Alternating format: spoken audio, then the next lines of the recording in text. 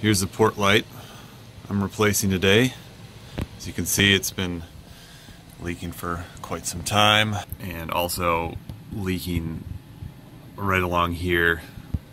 But now it's time to replace it. This is what the outside looks like. You can tell that there's been water intrusion, you know, all up in here for I don't know how many years. So we're gonna take all that off and we're gonna rebed it with butyl tape. So here I am scraping away the existing butyl tape.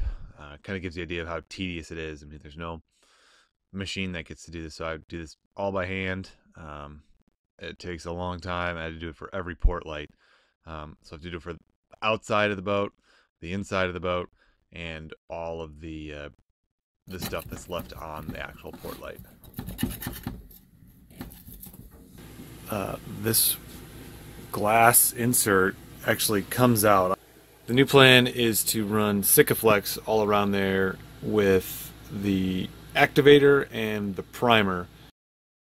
So I removed all the glass from inside, and then I had to scrape out the inside of each port light. I mean, super painstaking. I had to make sure I got every last little bit out, and it just took a really, really long time for each port light, and then I had to do that 7 times over. But by ensuring it was totally clean and all the old stuff is out, that ensures that I got a really good bond between the glass and the port light. And so once all the old sealant was out of the port lights, I had to go and prep everything for a primer and then the actual new sealant. And so that required really a lot more work, where I had to tape everything. I mean, tape each side of the glass, each side of the port light, each side of the little piece that holds the port light glass in. I mean, it just took so much time, and this kind of gives you an idea of the whole process.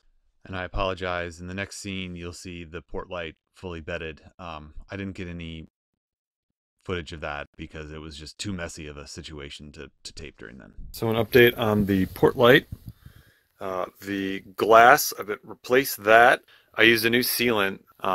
It is Sika 296, and I use like a primer. Let's see here. The Sika primer 206 GMP. It's like made especially for bonding to glass. So definitely went the extra mile, and spent the extra time. But I think it's going to be worth it in the end, because these are actually really nice port lights. I mean, retail, if I want to buy this new, I mean, we're talking, this thing's $800. So I've probably got probably like $70 into this thing. The new glass was $55, had that cut. And then the sealant stuff was, you know, I think like $30 for the sealant. And then this stuff is actually crazy expensive. This stuff's like retail like $70. It's just seems absurdly expensive. But yeah, so now the last step here is going to be sealing it with butyl tape. So this will be fastened to the boat. Basically a nice, it's a rubberized gasket essentially. So, but it's totally custom to fit all the nooks and crannies. So we're going to see how that goes.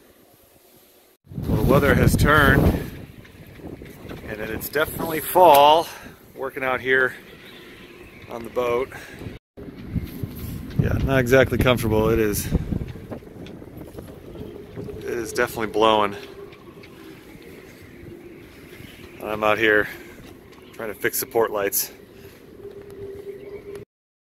And here I am putting that butyl tape on. You can see it comes in rolls, and you just kind of stick it on there.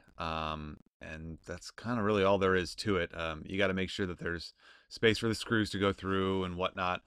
There was a bit of a learning curve, but that went fairly smoothly. And then we just had to install it back into the boat. So here I am installing it back into the boat while Jenny works on another port light, because we had 7 of them to do. Gotta say, it's pretty satisfying seeing that water sitting right there and not a drop coming in. so after a huge effort, we were able to get all 7 port lights rebuilt and reinstalled back on the boat. And then at this point, we needed to turn our attention to the 2 hatches. This is what the old one looks like. All right, so I've got most of the sealant scraped off, but you can see that there's still some stuff.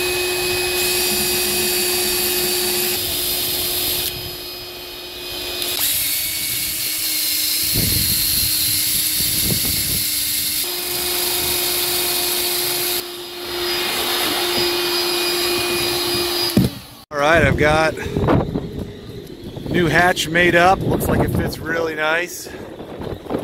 All the way around, I've got this scraped down. So now we're ready to just kind of start putting painter's tape up and prepping for the sealant. You see conditions are a little rough today.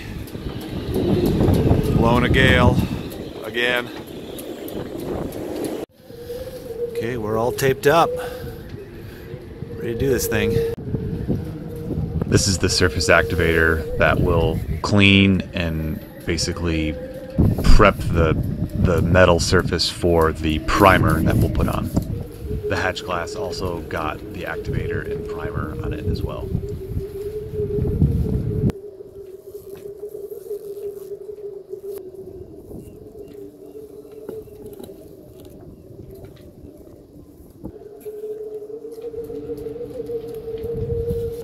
Prepped and ready.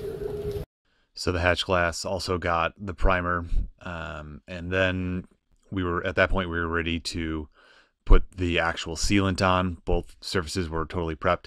Unfortunately, I don't have any video of that because it's a huge messy mess, and I just wasn't able to take any video, so we'll skip forward to when it was actually installed.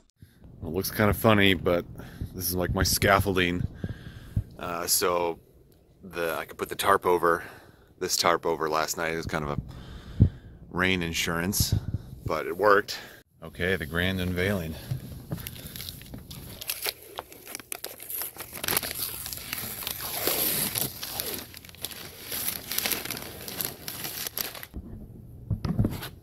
Brand new.